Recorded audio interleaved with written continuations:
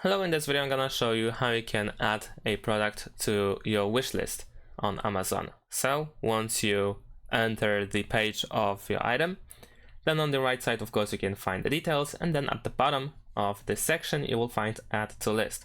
If you click on it, then you can create your first list if you haven't created one. So just like me, let's try to add a new list. I'm gonna actually name it wish list, and then we can click create a list.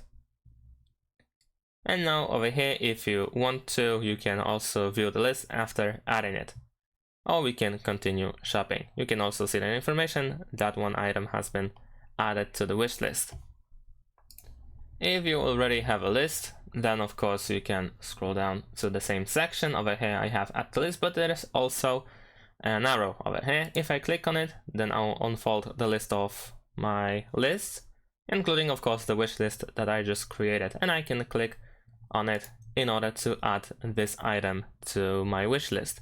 And then once again I can either view my list or I can continue shopping.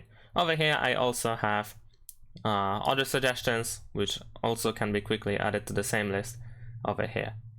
And that's pretty much it. Thanks for watching, leave a like and subscribe to my channel, and see you in my next videos. Bye.